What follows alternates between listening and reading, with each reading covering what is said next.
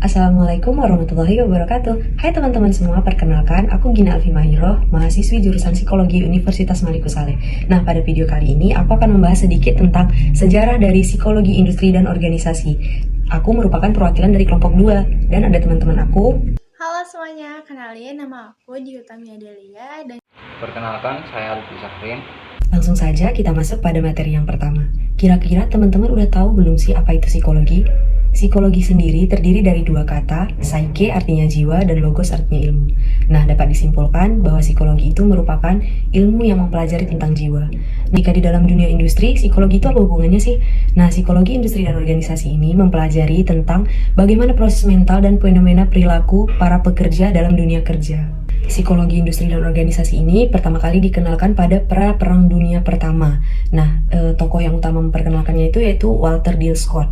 Di mana Walter D. Scott ini pada tahun 1901 mengemukakan bahwa ide penggunaan psikologi pada bidang periklanan. Nah, gagasan tersebut tertuang dalam bukunya yang berjudul The Theory of Advertising pada tahun 1903. Nah, berikutnya ada Frederick Taylor. Frederick ini memikirkan bagaimana cara paling efisien dalam melakukan suatu pekerjaan dan menciptakan alat mekanik yang dapat sesuai dengan struktur tubuh manusia sehingga dapat membantu melakukan pekerjaan.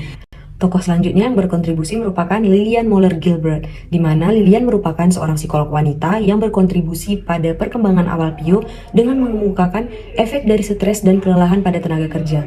Nah, yang selanjutnya ada Hugo Munsterberg, di mana dengan teorinya Psychology of Industrial Efficiency, di mana Hugo menerbitkan buku pada tahun 1913, dan dalam buku tersebut Hugo menekankan adanya perbedaan karakter individu dalam organisasi dan perlunya meningkatkan budaya dan sosial pada organisasi. selanjutnya Perang Dunia Pertama pada tahun 1917 hingga 1918. Nah, yang pertama itu ada Army Alpha dan Army Beta oleh Robert Yarkes. Nah, ketika Robert Yarkes ini menjabat sebagai presiden dari American Psychology Association atau yang sering kita sebut dengan APA, ia ini membuat prosedur penerimaan tentara. Nah, prosedur tersebut melihat kesehatan mental dari calon tentara sehingga psikolog pun turut menganalisis keterkaitan motivasi dan moral para prajurit. Nah, oleh karena itu dibentuklah dua tes. Yang mana seri tes pertama itu seri tes intelijensi umum untuk para tentara yang mana dinamakan dengan Army Alpha. Sementara tes khusus bagi calon tentara yang tidak bisa berbahasa Inggris disebut dengan Army Beta. Selanjutnya, job analysis dan performance appraisals oleh Walter D. Scott. Nah, Walter D. Scott dan asosiasinya ini berinisiatif untuk membangun firma konsultasi psikologi yang mana mengaplikasikan prosedur job analysis pada US Army untuk sektor privat. Nah, sebelum itu, ia telah melihat bagaimana perkembangan dari spesifikasi pekerjaan pada petugas di US Army. Selanjutnya ada antara perang pertama dan perang kedua pada tahun 1919 hingga 1940. Nah, yang pertama itu ada fungsionalisme. Psikologi fungsionalisme ini menitik beratkan pada adaptasi diri manusia pada lingkungannya. Walter Bingham kemudian membangun badan riset psikologi fungsionalisme di Carnegie Institute. Nah, dengan tujuan memecahkan masalah melalui penelitian psikologi. Yang mana pada akhirnya badan ini itu berfokus pada seleksi dan juga penempatan. Selanjutnya, Psychological Corporation oleh James Cattell. Nah, James Cattell mengembangkan aliran psikologi ini dengan tujuan mengembangkan psikologi sekaligus mempromosikan penggunaannya dalam ranah industri.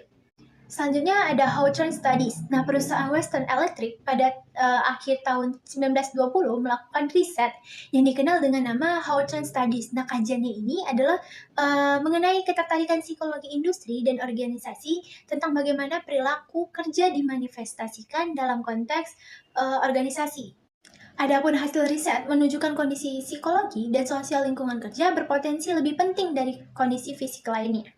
Selanjutnya pada Perang Dunia Kedua pada tahun 1941 sampai 1945. Pada masa ini sudah banyak teknik psikologi yang ditemukan dan diterapkan, misalnya assessment center dan tes kelompok.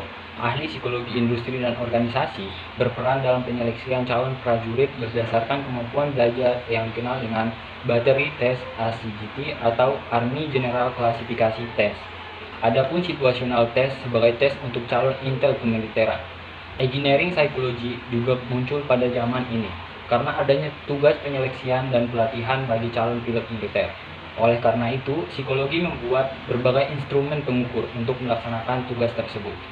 Seperti halnya Karl Lewin pada tahun 1945 yang mendirikan Research Center for Group Dynamics dan banyak melakukan penelitian mengenai perilaku kelompok. Selanjutnya, pasca Perang Dunia Kelima pada tahun 1946 sampai 1963. Pada masa ini, masyarakat mulai banyak yang kuliah di Amerika Serikat. Perguruan tinggi pun semakin banyak menawarkan prodi psikologi industri dan organisasi dengan berbagai spesialisasinya.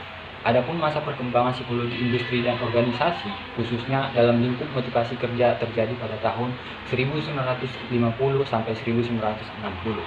Teori motivasi yang dikenalkan oleh Maslow dan Carl Rogers kemudian menjadi dasar Human Relationship Movement. Teori motivasi pada tahun 1960 dari John Locke dikenal sebagai tujuan dari setting teori. Sementara itu, Flanagan mengembangkan Critical Incident Technique yang berguna untuk memahami pekerjaan. Teori lain yang muncul misalnya two-factor theory dari Herbrand, teori kepemimpinan atau Contingent Model of Leadership dari Fred Leider, dan budaya organisasi dari Max Weber. Adapun Kant dan Kant menerbitkan buku The Social Psychological of Organisasi yang dikenal sebagai buku klasik tentang psikologi industri dan organisasi pada tahun 1960-an.